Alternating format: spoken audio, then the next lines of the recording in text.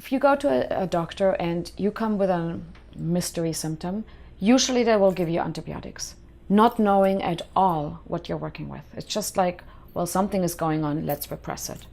The problem with that is that it represses it deeper into the tissue, right? Ovaries, reproductive system, breasts, and it's not like it's gone. It's just more fodder for the viruses and what you're working with. The virus isn't gone. But it's so funny. It's the same thing we've been talking about with food. Yeah. It's like repressing it. Yeah. And like, yes. and then it gets bigger. Yes. And worse. Yes.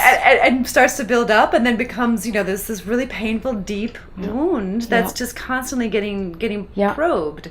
And what happens is if you touch on when you touch on, let's say, childhood wounds or, internal stuff, it's stressful for your system. So your immune system goes down, viruses go, So it's so much anxiety in the field, globally speaking. We're all connected, we're all sensitive. Some people are more sensitive than others. And it's not even your own anxiety. It's global anxiety. I mean, talk about America, anxiety is very high right now, And we all feel each other. How many people come to me, can't sleep,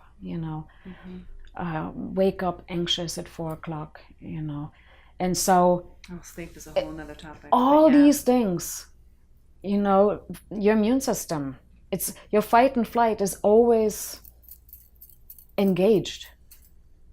And that's also very acidifying and toxic to your system, So we're like bombarded by all sides. I would say, Anthony William talks about radiation, fallouts from still Hiroshima.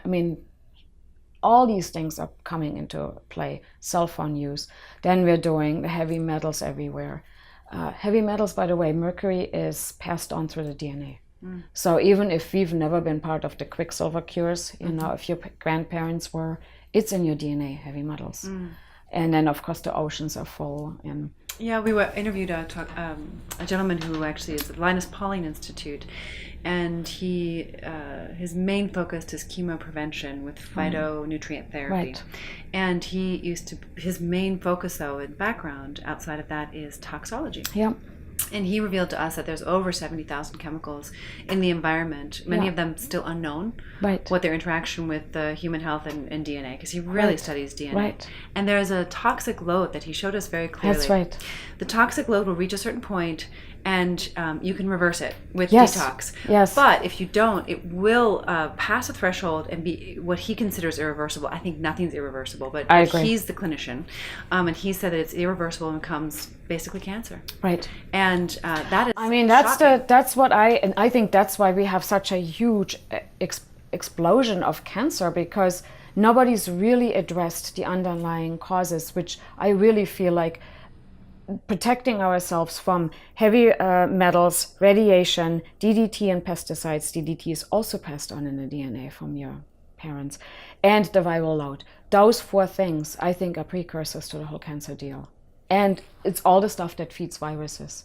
And my understanding now is that the virus and viral overload is a precursor to many cancers. That's what I understand too. But so detox.